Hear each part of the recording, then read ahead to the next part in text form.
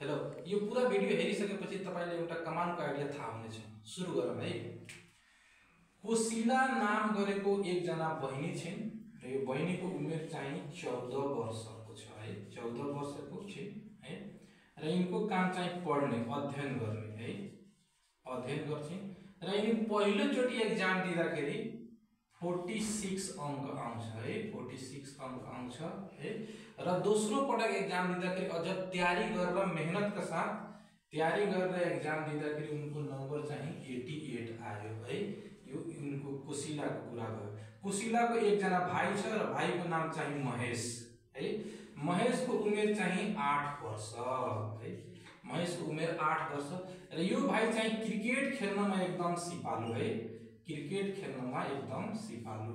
यो भाइ पनि दुईवटा म्याच खेल्छ र दुवैमा 50+ स्कोर बनाउँछ है। र पहिलो म्याचमा चाहिँ 73 रन बनाउँछ है। यो भाइ 73 रन बनाउँछ है। 73 रन र सेकेन्ड म्याचमा चाहिँ 59 रन बनाउँछन् है। यो चाहिँ महेशको कुरा हो। र यो दुवै जनाको आमा छिन् राजमती है। राजमती के हुनुहुन्छ भने 13 वर्षदेखि पछिल्लो 13 वर्षदेखि बिरामी हुनुहुन्छ। बिरामी जब कोशिला 1 वर्षको थिइन् त्यो बेलादेखि पछिल्लो 13 वर्षदेखि यिनी बिरामी छिन् र अहिलेसम्म 41 जना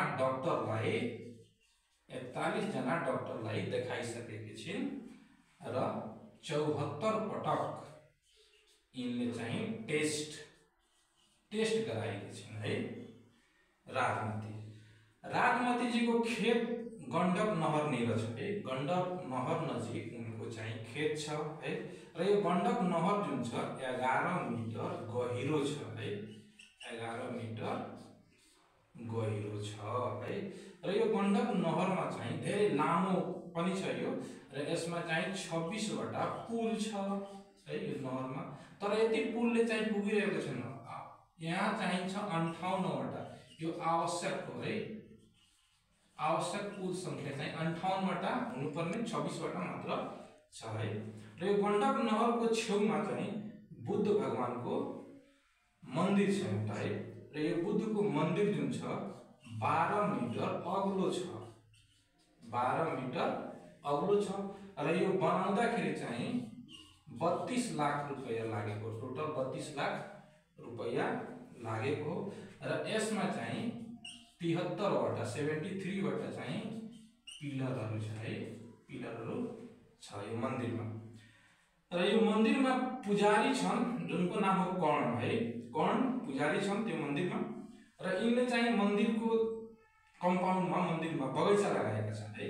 बगैँचा लगाएका छन् र यो बगैँचामा चाहिँ 10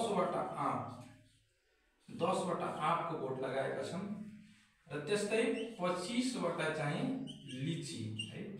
लिचीका बोट लगाएका छन् र 54 वटा सुन्तलाका बोट लगाएका छन्। 54 वटा सुन्तलाका बोट लगाएका छन् है।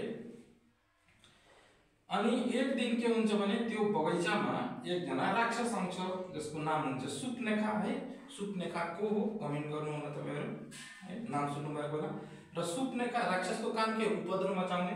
सुप्नेखा के गर्छिन् भने 9 वटा आँपको बोट उखेलेर फाल्दिन्छिन् है। 9 वटा आँपको बोट उखेलेर फाल्दिन्छिन्। त्यस्तै यो सुन्तला जुन छ 54 वटा 54 वटा सुन्तलाको बोट उखेलेर फाल्दिन्छिन् है। पुरैको पुरै। तर लिची उनलाई धेरै मन पर्यो।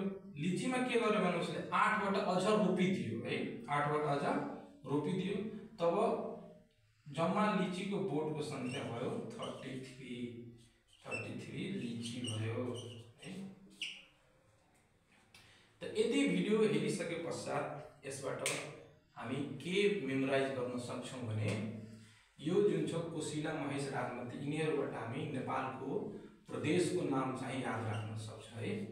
प्रदेश कोशिलाबाट कोशी प्रदेश, महेश मधेश प्रदेश, राजमती यो बागमती, गण्डक नहर भनेको गण्डकी भयो, बुद्ध भनेको लुम्बिनी प्रदेश भयो र यो कर्णबाट कर्णाली र यो सुप्नेखा यो सुपबाट सुदूरपश्चिम है। र यिनीहरु चाहिँ के हो त यिनीहरु यो प्रदेशमा भएका जिल्लाहरुको संख्या भयो है। जम्मा जिल्लाको संख्या 77 वटा जुन हामी सबैलाई थाहा छ। र यो के भयो त भने नगरपालिकाको संख्या भयो। यो प्रदेशहरुमा नगरपालिकाको संख्या भयो। जम्मा नगरपालिकाको संख्या 276 र यो चाहिँ गाउँपालिकाको संख्या भयो है। गाउँपालिकाको संख्या कति टोटल छ तपाईहरु कमेन्ट गर्नु होला। र यसरी चाहिँ सजिलै यो कथाको माध्यमबाट हामी कुन प्रदेशमा कति जिल्ला, कति नगरपालिका र कति गाउँपालिका छन् हामी थाहा पाउन सक्छौं। भिडियो मन पर्यो भने लाइक गर्नु होला, कमेन्ट गर्नु होला। पुरा भिडियो हेर्नु भएकोमा धेरै धेरै धन्यवाद।